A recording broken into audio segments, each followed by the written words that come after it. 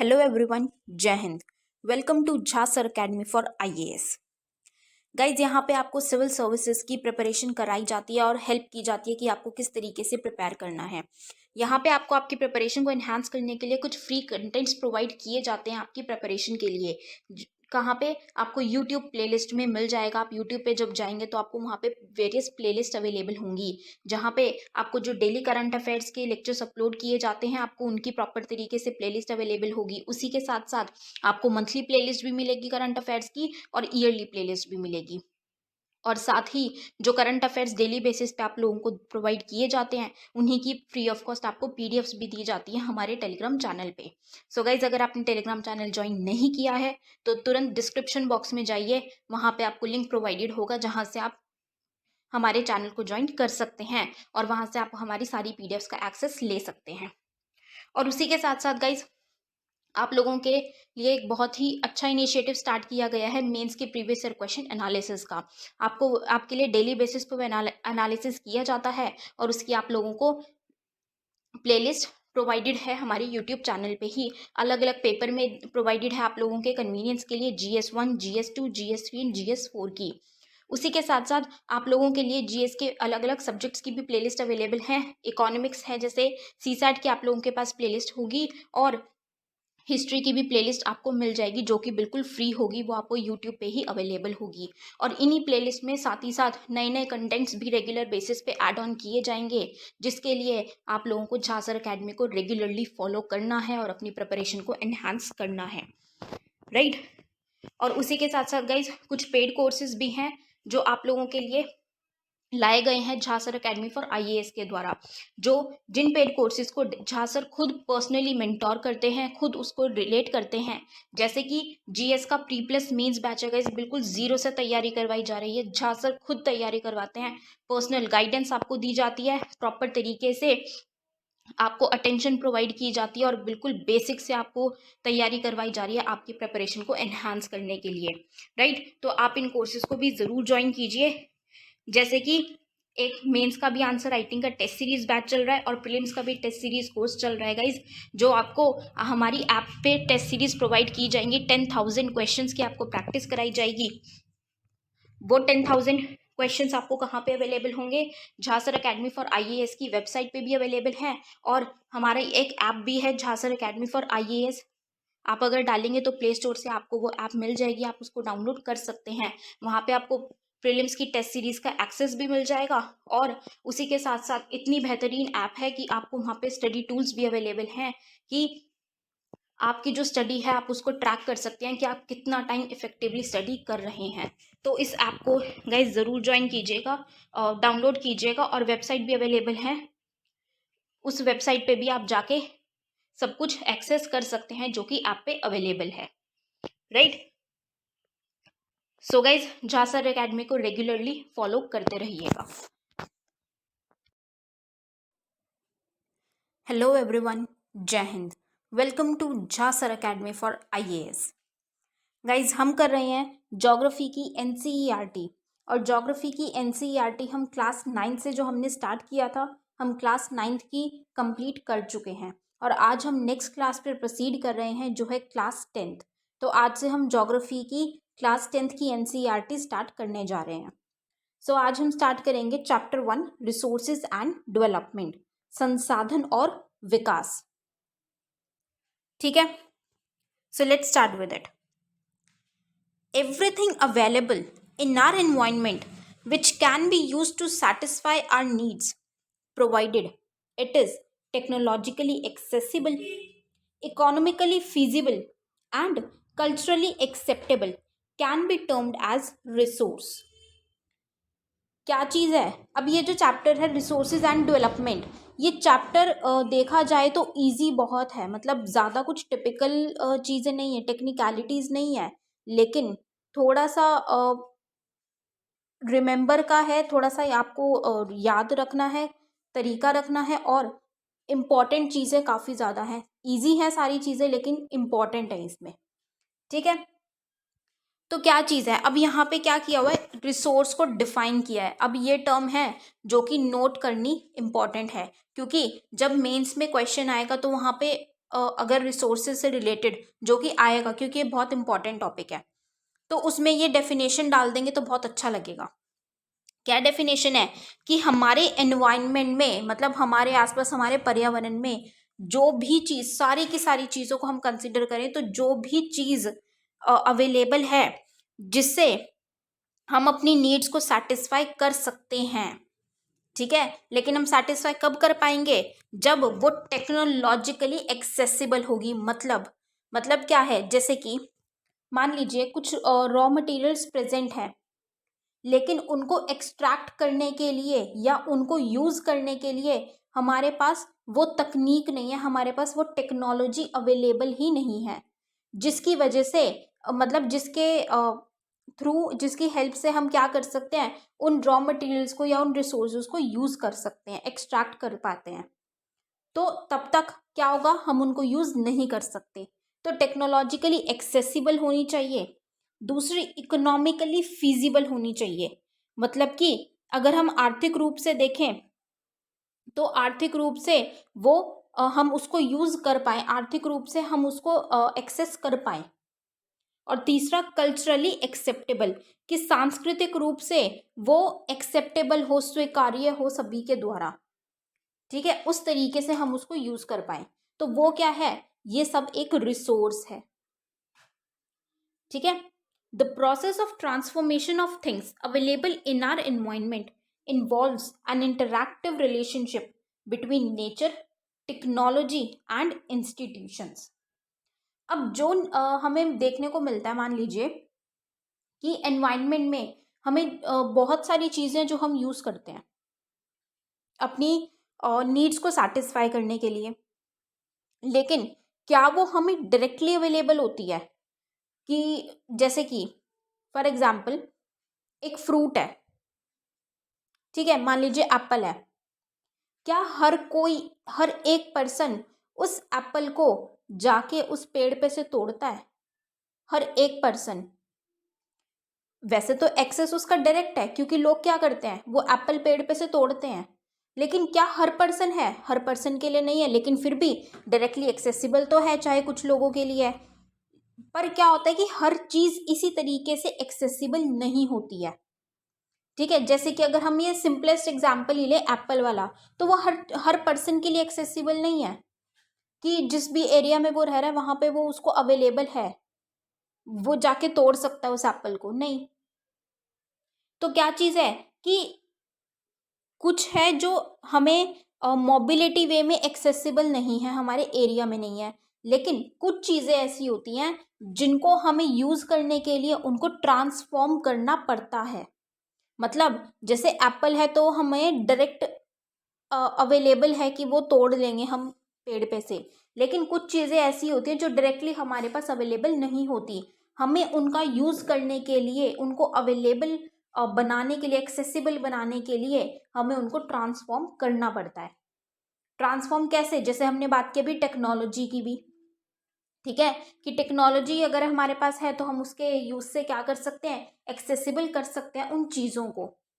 तो इसके लिए क्या करना जरूरी है कि एक रिलेशनशिप एग्जिस्ट करता है उस ट्रांसफॉर्मेशन के लिए, किसके बीच में, नेचर, मतलब कि जो हमारा पर्यावरण है, प्रकृति है, क्योंकि प्रकृति से ही हमें वो सारी चीजें मिल रही हैं, ठीक है।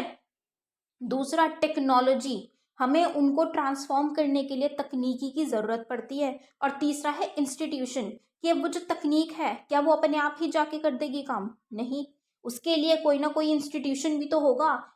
पहला इंस्टीट्यूशन कौन होगा, जो उस तकनीक को बना रहा है, और दूसरा इंस्टीट्यूशन कौन होगा, जो उस तकनीकी का यूज़ करके उस मटेरियल को या उस चीज़ को ट्रांसफॉर्म करवा रहा है यूसेज के लिए।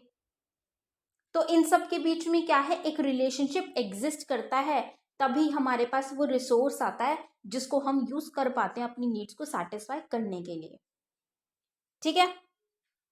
Human beings interact with nature through technology and create institutions to accelerate their economic development. अब एक और नया तरीका, मतलब एक नया जो ये इंटरेक्शन बताया हुआ है नेचर, टेक्नोलॉजी और इंस्टीट्यूशंस के बीच में, क्या कि जो ह्यूमन बीइंग्स हैं वो नेचर के साथ इंटरैक्ट करते हैं। कि जैसे मान लीजिए अगर कुछ एक्सट्रैक्ट करना है, जैसे अगर जैसे माइनिंग एक्टिविटीज़ होती हैं, या फिर अगर हमें कुछ भी चीज़ को एक्सट्रैक्ट करना है, ठीक है, तो या ट्रांसफॉर्मेशन करना है हमें किसी चीज़ को, क्योंकि हमें प्रॉपर वैसे मटेरियल तो अवेलेबल नहीं होता हर केस में ही। तो जब हमें ट्रांसफॉर्मेशन करना है तो वो ट्रांसफॉर्मेशन कौन करेगा? मतलब वो जो, अगर हमारे पास टेक्नोलॉजी भी है उसको ट्रांसफॉर्म करने के लिए, लेकिन वो टेक्नोलॉजी भी किस तरीके से, टेक्नोलॉजी को भी तो एक ह्यूमन बीइंग को ऑपरेट तो करना पड़ेगा ना उसको। तो एक ह्यूमन बीइंग उस नेचर के साथ, प्रकृति के साथ इंटरैक्ट करता है उस टेक्नोलॉजी की मदद से, और जब वो इंटरैक्ट करता है उस टेक्नोलॉजी की मदद से तो वो उस मटेरियल को ट्रांसफॉर्म करवा पाता है कि वो हम उसको यूज़ कर सकें। तो उसको यूज़ करने के लिए जब वो मटेरियल हमारे पास आ गया ट्रांसफॉर्मेशन के बाद, फिर वो इंस्टीट्यूशंस बनाता है ताकि वो उनका यूज़ करके इकोनॉमिक डेवलपमेंट कर सके। ठीक है, तो ये एक प्रोसेस, इस तरीके से हमें वो रिलेशनशिप देखने को मिलता है ह्यूमन बींग्स, नेचर और इंस्टीट्यूशंस का और टेक्नोलॉजी का। ठीक है, now do you think that resources are free gifts of nature as is assumed by many? अब आप क्या सोचते हैं कि जैसे जो रिसोर्सेज हैं, जैसे अब हमें अपने आसपास प्रकृति में इतनी सारी चीज़ें हमें मिलती हैं, मान लीजिए फॉर एग्जांपल अगर हम फॉरेस्ट की ही बात करें, क्योंकि बहुत ज़्यादा हम एक्सप्लॉइट कर रहे हैं फॉरेस्ट को, कट डाउन कर रहे हैं, डिफॉरेस्टेशन बहुत ज़्यादा हो रही है, तो ये जो फॉरेस्ट हैं वो हमें इतनी सारी चीज़ें प्रोवाइड करते हैं, बहुत सारी चीज़ें हम यूज़ करते हैं, फॉरेस्ट से लेते हैं। ठीक है, तो क्या ये जो फॉरेस्ट है ये फ्री गिफ्ट है हमारे लिए?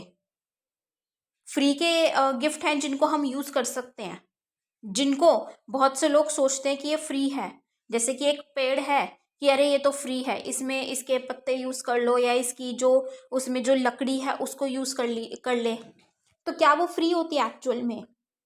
नहीं। जो ऐसा सोचते हैं वो बिल्कुल गलत है, क्योंकि वो फ्री नहीं होते हैं, उसकी कुछ ना कुछ कॉस्ट सभी पे करते ही हैं। ठीक है, resources are a function of human activities. Resources क्या है? जो भी एक व्यक्ति काम करता है, एक ह्यूमन बीइंग जो भी काम करता है, उसके फंक्शन के मतलब उसी का एक फंक्शन रिसोर्स है, मतलब कि जो ह्यूमन बीइंग्स हैं वो खुद रिसोर्सेज में ही आते हैं, मतलब जो रिसोर्सेज हैं उन्हीं का एक कंपोनेंट ह्यूमन बीइंग्स खुद हैं। They transform material available in are environment into resources and use them. वो जो एनवायरनमेंट में मटेरियल अवेलेबल है उसको ट्रांसफॉर्म करते हैं रिसोर्सेज में, और फिर उनको उनका इस्तेमाल करते हैं। अब ये जो रिसोर्सेज हैं हम इनको अलग अलग तरीके से ऑन द बेसिस ऑफ, या हम कहें कि टाइप्स में हम इनको क्लासिफाई कर सकते हैं। तो फर्स्ट है on the basis of origin, कि इनका ओरिजिन, उत्पत्ति ही कहाँ से होते हैं, उत्पत्ति के आधार पे क्या होगा, बायोटिक एंड एबायोटिक। बायोटिक में कौन से आ जाते हैं, जो लिविंग बींग्स हैं, ठीक है, लिविंग थिंग्स वो बायोटिक में आती हैं, और एबायोटिक में क्या आती हैं, जो लिविंग नहीं होते। ठीक, सेकंड क्या है, on the basis of exhaustibility. अभी हम इनको डिटेल में भी देखेंगे, अभी एक सिर्फ नेमिंग देख रहे हैं हम, किस किस बेसिस पे क्लासिफाई किया गया है इनको। नेक्स्ट है on the basis of exhaustibility, कि जो खत्म हो जाते हैं, एग्जॉस्ट हो जाते हैं, एक लिमिट होती है जिनकी, तो उसमें हमने क्या डिवाइड कर दिया, renewable and non renewable. Renewable कौन से होते हैं, जो वापस से बनते चले जाते हैं, नॉन रिन्यूएबल जो खत्म हो जाते हैं, एग्जॉस्ट हो जाते हैं, उनकी लिमिट होती है। थर्ड है on the basis of ownership, कि उसका ऑनर कौन है। ठीक है, उसमें हमने क्या किया, इंडिविजुअल एक व्यक्ति है, कम्युनिटी एक पूरी की पूरी एक कम्युनिटी है, नेशनल मतलब एक पूरी की पूरी कंट्री है विद इन बॉर्डर्स, और इंटरनेशनल मतलब कि कोई बॉर्डर नहीं है, कोई बाउंड्री नहीं है, सभी के सभी उसमें ऑनर है। Next on the basis of status of development, कि मतलब जो रॉ मटेरियल्स हैं या जो रिसोर्सेज हैं वो कितने डेवलप हो रखे हैं, उनका विकास कितना हो रखा है। तो पोटेंशियल मतलब कि जिनके अंदर अभी पोटेंशियल है, संभावना है, क्षमता है कि वो और ज़्यादा उनमें विकास हो सकता है। Next developed stock and resources, मतलब कि जो डेवलप हो रखे हैं, पूरे के पूरा उनका विकास हो रखा है।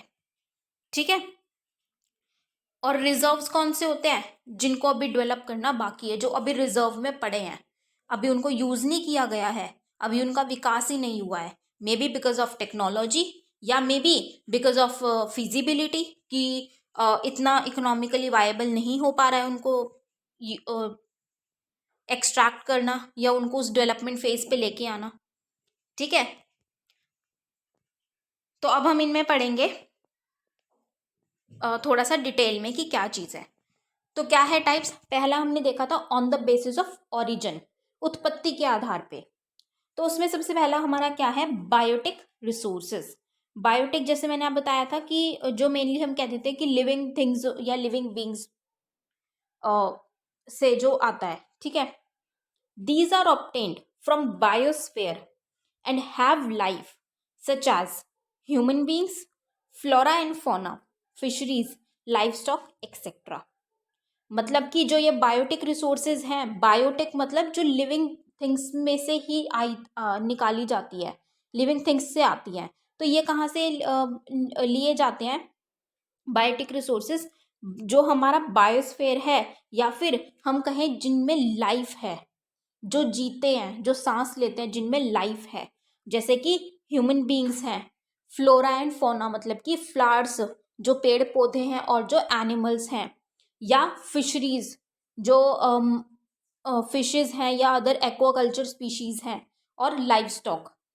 इन सब में हमें लाइफ देखने को मिलते हैं। तो इनसे जो भी रिसोर्स अवेलेबल होता है, जो भी रिसोर्स ऑब्टेन होता है, उसको हम क्या कहते हैं? Biotic resources. ठीक है। और दूसरा क्या है? Abiotic resources. Abiotic resources कौन से होते हैं? जिनमें जो किससे लिए जाते हैं? नॉन लिविंग थिंग से, जिनमें हमें लाइफ देखने को नहीं मिलती। All those things which are composed of non living things are called abiotic resources. For example rocks and metals, कि मतलब वो सारी चीजें जो कि नॉन लिविंग थिंग्स की बनी हुई होती हैं, और उनसे हम जब कोई रिसोर्स ऑब्टेन करते, रिसोर्स हम लेते हैं, तो उनको हम क्या कह देते हैं? Abiotic resources. जैसे कि रॉक्स हैं, चट्टान हैं, या मेटल्स हैं। ठीक है, तो ये क्या है? On the basis of origin, कि हम लिविंग थिंग्स से ले रहे हैं बायोटिक रिसोर्सेज, या फिर हम नॉन लिविंग थिंग्स से ले रहे हैं एबायोटिक रिसोर्सेज। राइट। उसके बाद नेक्स्ट आता है हमारा ऑन द बेसिस ऑफ एग्जॉस्टेबिलिटी, कि भाई कितनी लिमिट है, कौन सा अनलिमिटेड है, कौन सा लिमिटेड है, किस कौन सा रिसोर्स एग्जॉस्ट हो जाता है, खत्म हो जाता है। तो इसमें पहला है रिन्यूएबल रिसोर्सेज। रिन्यूएबल मैंने कौन से बताए थे? पता है हम सबको। रिन्यूएबल जो दोबारा दोबारा बन जाते हैं, जो एग्जॉस्ट नहीं होते। तो रिन्यूएबल रिसोर्सेज क्या हैं? The resources which can be renewed और रिप्रोड्यूस्ड बाय फिजिकल, केमिकल और mechanical processes are known as renewable और रिप्लेनिशेबल रिसोर्सेज। वो रिसोर्सेज जो दोबारा से रिन्यू किए जा सकते हैं या रिप्रोड्यूस किए जा सकते हैं किसी भी प्रोसेस के थ्रू, चाहे वो फिजिकल है, चाहे वो केमिकल है, चाहे वो मैकेनिकल है, तो उसको हम क्या कहते थे? रिन्यूएबल या फिर रिप्लेनिशेबल रिसोर्सेज। ठीक है। For example solar and wind energy. अब सोलर, अब जो सूर्य की किरणें हैं वो खत्म तो नहीं होंगी, वो एग्जॉस्ट नहीं होंगी, वो आती ही रहेगी। वो डिपेंड करता है कि हम उसको यूज कितने तरीके से, किस तरीके से करते हैं, लेकिन वो हमें मिलती रहेगी। विंड एनर्जी है, हवा चलती है, वो चलती रहेगी। ठीक है।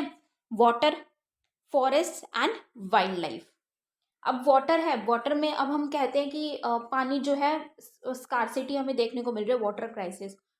वो क्यों हो रहा है? वो ऐसा नहीं है कि वो रिन्यूएबल नहीं है, वाटर रिन्यूएबल है, वाटर एक रिन्यूएबल रिसोर्स है, लेकिन क्या हो रहा है कि हम उसकी जितने पेस पे वो रिन्यू होता है, हम उससे ज़्यादा पेस पे उसको एक्सट्रैक्ट कर रहे हैं, उसका यूसेज कर रहे हैं। इस वजह से हमें वाटर की क्राइसिस देखने को मिल रही है। ठीक। द रिन्यूएबल रिसोर्स में फर्दर भी डिवाइडेड इनटू कॉन्टिन्यूस और फ्लो। अब रिन्यूएबल रिसोर्स को हम और डिवाइड कर सकते हैं, कॉन्टिन्यूस और फ्लो, मतलब कि जो चलते रहते हैं। ठीक। नेक्स्ट है नॉन रिन्यूएबल रिसोर्सेज, मतलब कि जो खत्म हो जाते हैं, जिनकी एक लिमिट होती है, एग्जॉस्ट हो जाते हैं वो। These occur over a very long geological time. ये चलते बहुत लंबे टाइम तक ये चलते हैं। Minerals and fossil fuels are examples of such resources. तो नॉन रिन्यूएबल रिसोर्सेज के एग्जाम्पल्स क्या है? minerals and fossil fuels. These resources takes millions of years in their formation. क्या है कि ये जो रिसोर्सेज हैं ये बनते तो हैं दोबारा, लेकिन बहुत मिलियन ऑफ मतलब कि मिलियन ऑफ ईयर्स में बनते हैं ये, ठीक है, मतलब कि बहुत लंबा टाइम लेते हैं ये बनने में.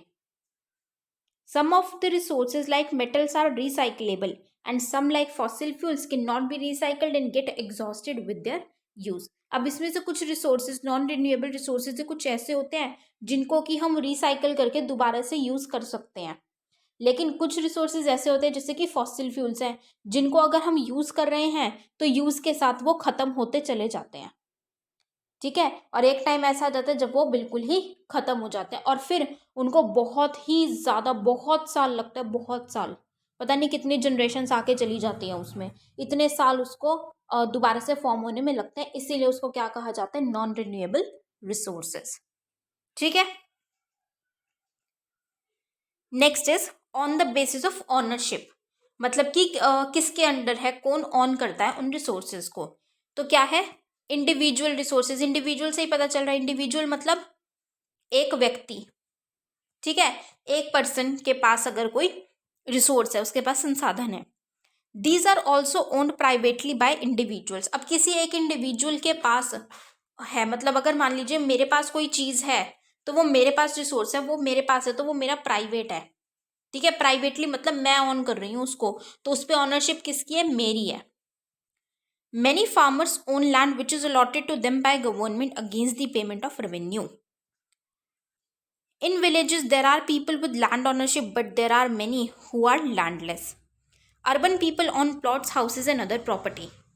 Plantation, pasture lands, ponds, water and wells, etc. are some of the examples of resources of ownership by individuals.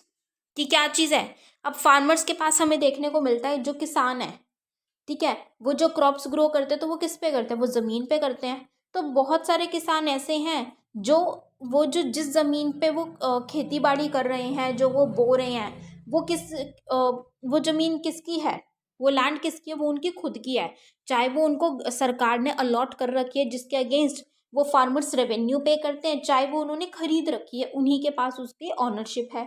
और कुछ हमें ऐसे देखने को मिलते हैं जिनके पास ज़मीन होती ही नहीं है, मतलब कि उनके पास रिसोर्सेज नहीं है. अब जो उस ज़मीन पे जो फार्मर्स जो भी क्रॉप उगाते हैं, जो भी चीज़ उगाएंगे, वो उन्हीं की तो है. तो वो रिसोर्स जो आ रहा है हमारे पास, मान लीजिए अगर हम वीट राइस की बात करें, तो वो जो वीट और राइस है वो जो फार्मर उनको ग्रो कर रहा है वो उसी फार्मर का रिसोर्स है, उसका प्राइवेट, उसका अपना, तो एक इंडिविजुअल का रिसोर्स है, उन्हीं से हमें वो खरीदना पड़ेगा. ठीक है. अर्बन अगर हम अर्बन एरियाज़ की बात करें, शहरी क्षेत्रों में, तो वहाँ के जो लोग हैं उनके पास प्लॉट्स होते हैं या हाउसेज होते हैं, ऐसी कोई अलग अलग प्रॉपर्टीज़ होती हैं, ठीक है, तो उनके पास क्या है, ऑनरशिप है उस प्रॉपर्टी की.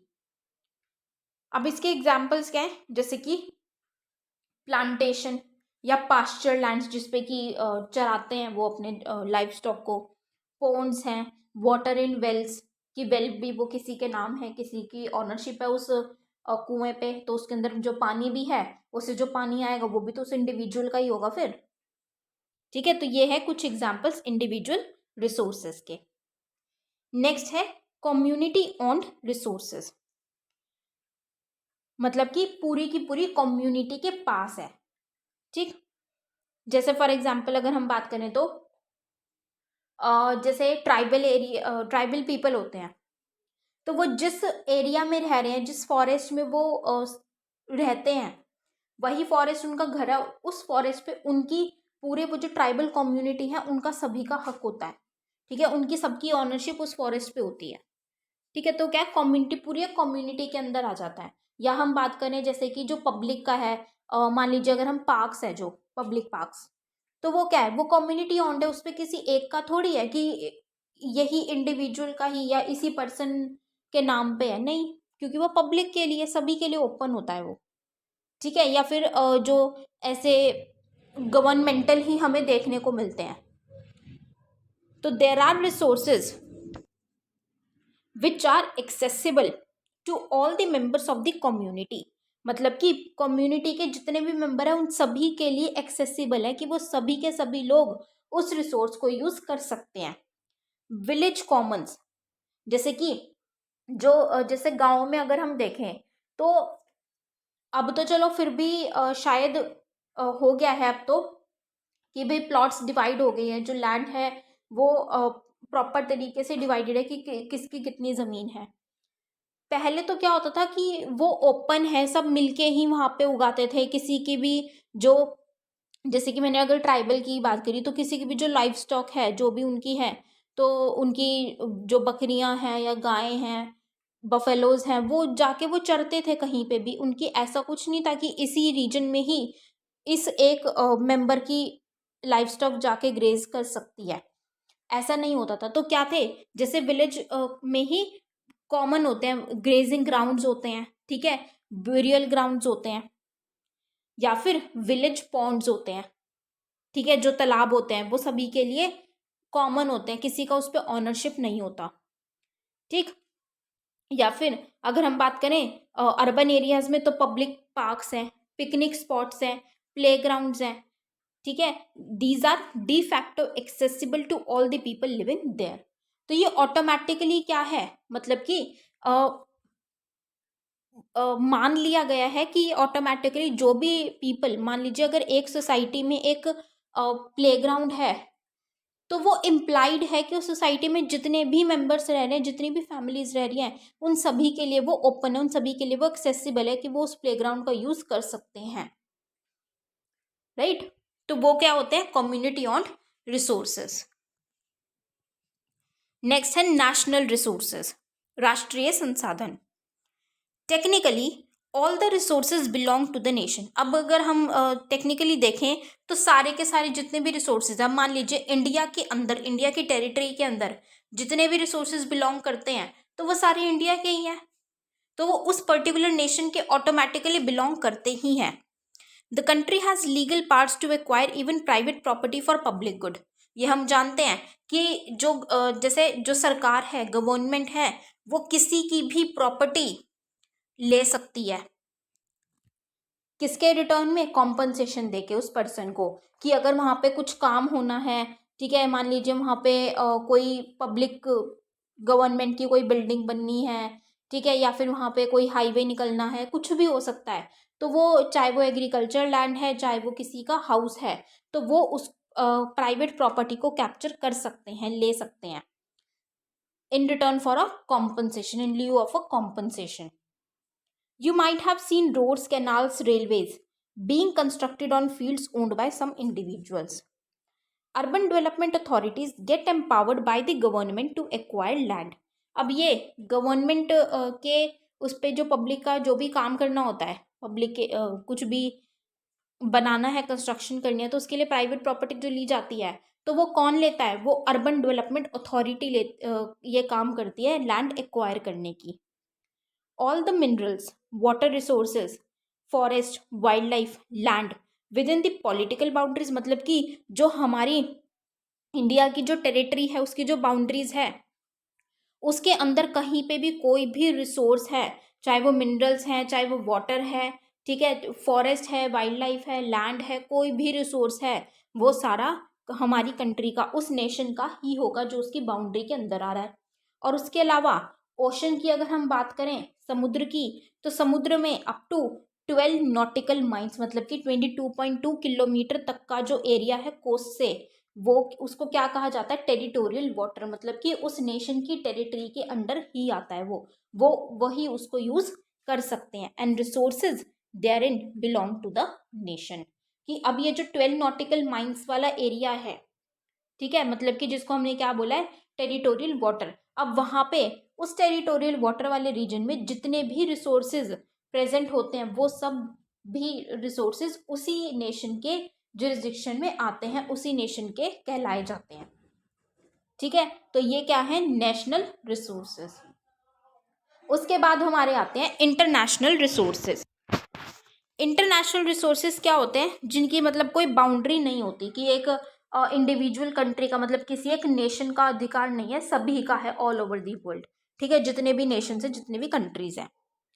There are international institutions which regulate some resources, कि ऐसे कुछ इंटरनेशनल इंस्टीट्यूशंस हैं, अंतर्राष्ट्रीय ऐसे कुछ इंस्टीट्यूशंस हैं, संस्थाएं हैं जो कि इन रिसोर्सेज, कुछ रिसोर्सेज को रेगुलेट करती हैं, मतलब कि वो किसी पर्टिकुलर नेशन के अंडर नहीं आते। The oceanic resources beyond 200 nautical miles of the exclusive economic zone belong to open ocean, and no individual country can utilize these without the concurrence of international institutions. कि अब जो हम ocean के resources की बात की कि अप टू 12 नॉटिकल माइल्स, तो क्या होगी, जिस नेशन के 12 नॉटिकल माइल्स में आ रही है वो, उसमें रिसोर्सेज जितने भी है उसी नेशन के कहलाए जाएंगे। लेकिन जो 200 नॉटिकल माइल्स, मतलब 200 नॉटिकल माइल्स के बाद का जो भी एरिया होगा ओशन का, जिसको क्या कहा गया है, एक्सक्लूसिव इकोनॉमिक जोन, तो वो क्या है, वो सभी के लिए ओपन है, उस पर किसी एक कंट्री का, एक नेशन का हक नहीं है।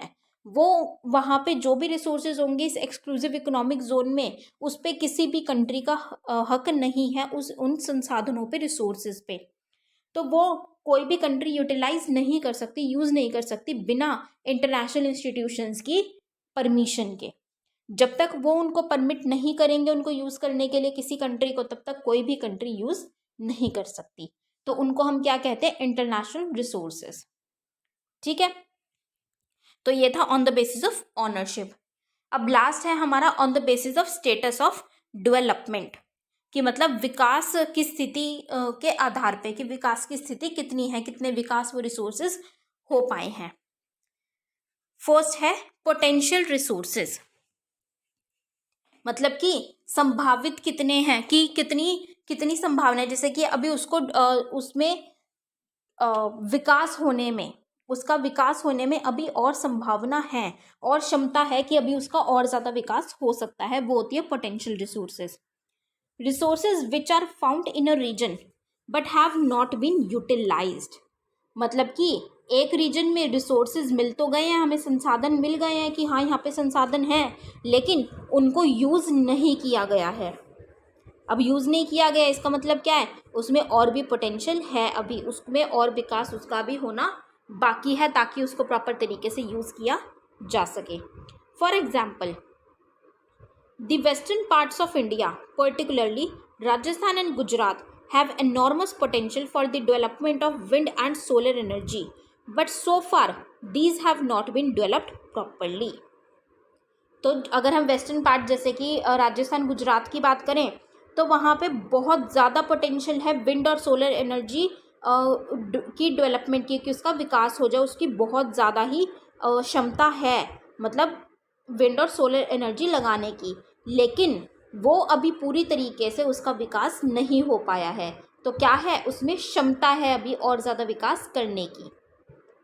नेक्स्ट है हमारा डेवलप्ड रिसोर्सेज, मतलब कि जो विकसित हो चुके हैं, जिनका विकास पूरे तरीके से हो चुका है। Resources which are surveyed and their quality and quantity have been determined for utilisation, मतलब कि जिन रिसोर्सेज का सर्वे हो चुका और उनकी क्वालिटी और क्वांटिटी पूरी की पूरी डिटरमाइन कर चुके हैं, और अब वो रेडी है यूज़ करने के लिए, उसका यूटिलाइजेशन करने के लिए वो बिल्कुल रेडी है। The development of resources depends on technology and level of their feasibility. अब इन रिसोर्सेज का विकास किस तरीके से होगा, ये किसके ऊपर डिपेंड करता है, उस तकनीक के ऊपर, और वो कितना फिजिबिलिटी का लेवल है उसका, मतलब कितनी ज़्यादा फिजिबल है, एक्सेसिबल है, उसके ऊपर डिपेंड करता है। ठीक है, तो ये जो रिसोर्सेज हैं ये डेवलप्ड हैं, कि टेक्नोलॉजिकली भी एक्सेसिबल हैं और फिजिबल भी हैं। ठीक है, नेक्स्ट आता है हमारा स्टॉक, मतलब कि जो अभी हमारे पास है, लेकिन हमारे पास रखा तो हुआ है, लेकिन अभी उसको निकालने के लिए हमारे पास वो अवेलेबिलिटी नहीं है, जैसे कि टेक्नोलॉजी नहीं है, अगर हम कहें कि उसको निकालने की, कि उसको किस तरीके से यूज़ किया जा सके। Materials in the environment which have the potential to satisfy human needs, but human beings do not have the appropriate technology to access these, are included among stock. मतलब कि वो मटेरियल्स जो पर्यावरण में तो हैं कि वो ह्यूमन बींग्स यूटिलाइज कर सकते हैं, यूज़ कर सकते हैं उनका, लेकिन उन ह्यूमन बींग्स के पास वो टेक्नोलॉजी नहीं है जिससे कि वो उनको एक्सेसिबल या यूजेबल बना सके, वो उनको इस कंडीशन में लेके आ सके, मतलब कि वो ट्रांसफॉर्मेशन कर सके उनका, ताकि वो ह्यूमन बींग्स यूज़ कर सकें उनको।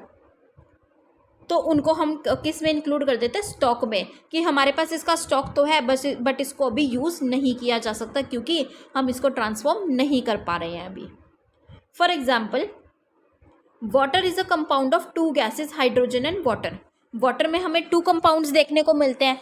क्या क्या होता है? वाटर क्या होता है? H2O। तो उसमें क्या है? हाइड्रोजन है और ऑक्सीजन है।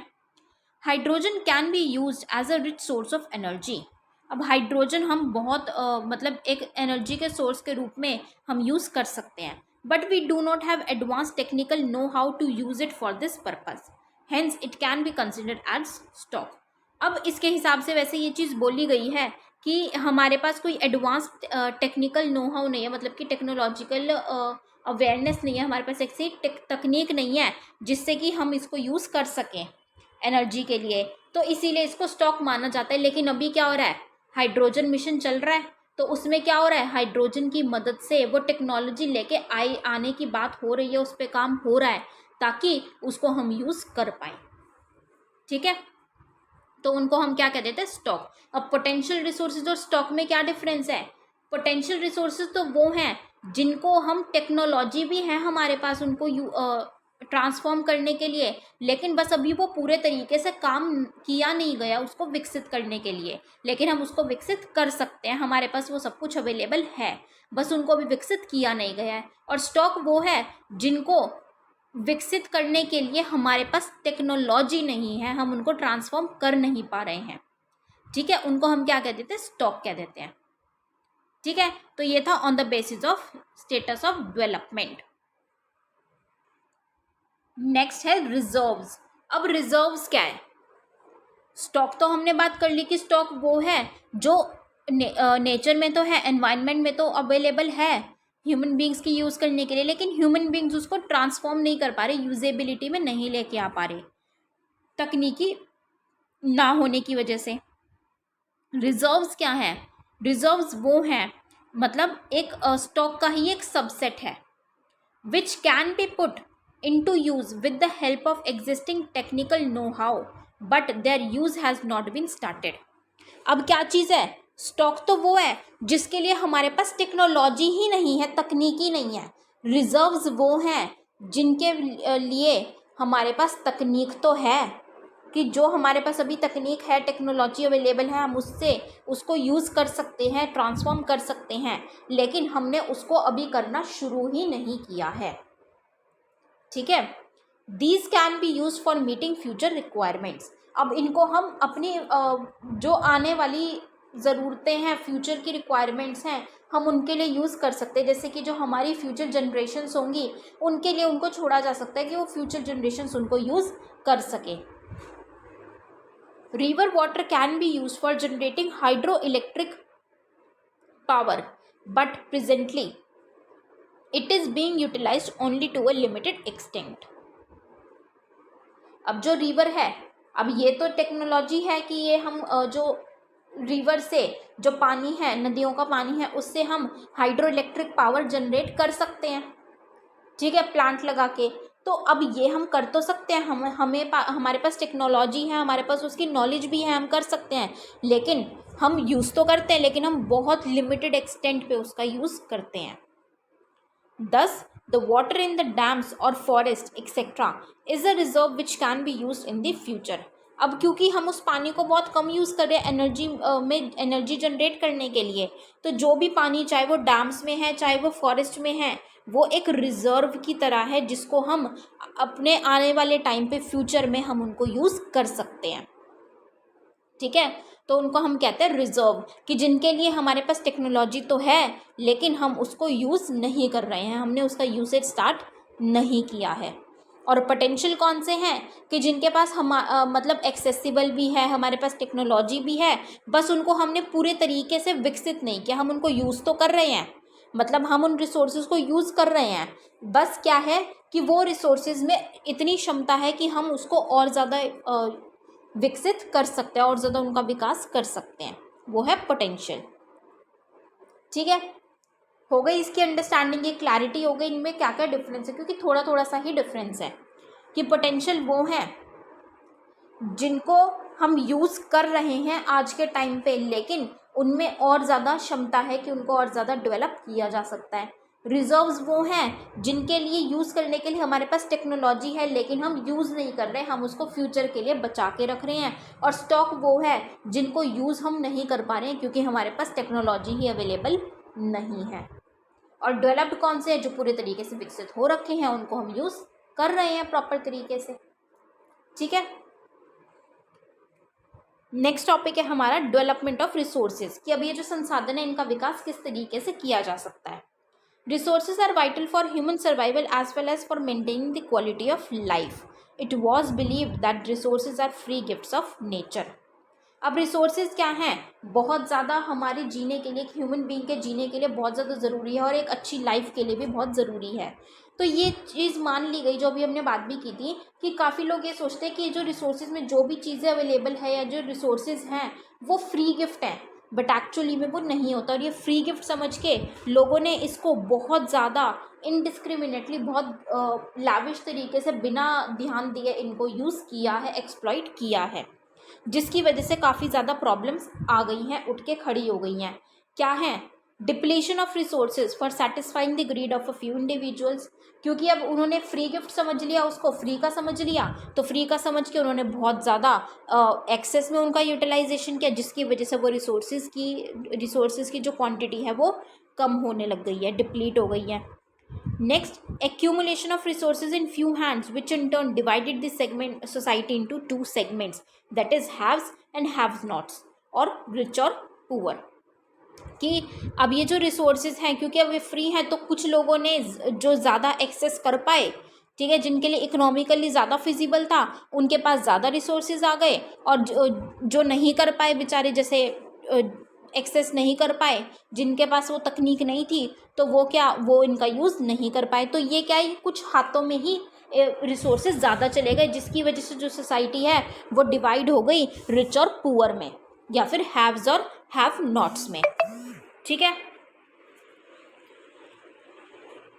Then indiscriminate exploitation of resources has led to global ecological crises such as global warming, ozone layer depletion, environmental pollution and land degradation। I think इसको एक्सप्लेन करने की ज़रूरत नहीं है, मल्टीपल टाइम्स इस चीज़ को करंट अफेयर्स में भी आती है, वैसे भी हम इसको पढ़ते हैं कि बहुत ज़्यादा गलत तरीके से इस्तेमाल करने की वजह से जो इकोलॉजिकल बैलेंस है वो हिल गया है, वो क्राइसिस हमें देखने को मिलता है, जिसकी वजह से आज सारी एनवायरमेंटल चेंजेस की प्रॉब्लम आ रही है, क्लाइमेट चेंज उसी की वजह से हमें देखने को मिलता है। सो an equitable distribution of resources has become essential for a sustained quality of life and global peace। तो अब ये इक्विटेबल डिस्ट्रीब्यूशन होना चाहिए ताकि वो जो सेगमेंट, जो सोसाइटी डिवाइडेड है वो ना हो, एक्यूमुलेशन कुछ हाथों में ही ना हो, वो इक्विटेबल डिस्ट्रीब्यूशन हो और एक प्रॉपर तरीके से हो। If the present trend of resource depletion by few individuals and countries continues, the future of our planet is in danger. अगर जो अभी का ट्रेंड है कि जो ये रिसोर्स है उनको इनडिस्क्रिमिनेटली यूज़ किया जा रहा है, एक्सप्लॉइट किया जा रहा है, वो डिप्लीट होते जा रहे हैं, वो भी कुछ चुनिंदा लोगों के ही द्वारा, सबके पास भी उसका बेनिफिट नहीं जा रहा है, तो हमारा जो फ्यूचर है वो खतरे में हमें देखने को मिल रहा है। आज के टाइम पे हम कह रहे हैं कि खतरे में, अभी हमें इसको रोकना, इसको कंट्रोल करना बहुत ज़्यादा ज़रूरी है, इसको ठीक करना। Therefore, resource planning is essential for sustainable existence of all life forms. Sustainable existence is a component of sustainable development। तो अब इसके लिए क्या ज़रूरी है, एक प्रॉपर एग्जिस्टेंस बनाने के लिए, सही तरीके से हर लाइफ फॉर्म को रखने के लिए हमें रिसोर्स प्लानिंग करनी बहुत ज़्यादा ज़रूरी है। और जो सस्टेनेबल एग्जिस्टेंस की हम बात कर रहे हैं, ये किसका ही कॉम्पोनेंट है, सस्टेनेबल डेवलपमेंट का। ठीक है, तो हमें क्या करने की ज़रूरत है, हमें प्रॉपर तरीके से रिसोर्सेज को प्लान करने की ज़रूरत है और उनको इक्वली डिस्ट्रीब्यूट करने की ज़रूरत है, राइट। सो आज के लेक्चर में इतना ही रखते हैं गाइज, बाकी का चैप्टर अपने कल के लेक्चर में कंटिन्यू करेंगे। सो आज हमने जो चीज़ें पढ़ी है, हमने ज़्यादा कुछ नहीं पढ़ा है, ईजी था बट इम्पॉर्टेंट है, बहुत ज़्यादा इम्पॉर्टेंट है। हमने रिसोर्सेज के बारे में पढ़ा है, रिसोर्सेज क्या है और उनके क्या क्लासिफिकेशन है, टाइप्स ऑफ रिसोर्सेज पढ़े हैं और रिसोर्सेज की डेवलपमेंट की भी उसका इनडिस्क्रिमिनेट यूज़ हो रहा है, तो हमें रिसोर्स प्लानिंग करनी बहुत ज़्यादा ज़रूरी है। ठीक है, तो इतना चैप्टर रीड कर लीजिएगा गाइस। कोई भी प्रॉब्लम है, कोई भी डाउट आता है, आप कमेंट सेक्शन में पूछ सकते हैं। So till then, thank you so much, have a great day ahead. Jai Hind.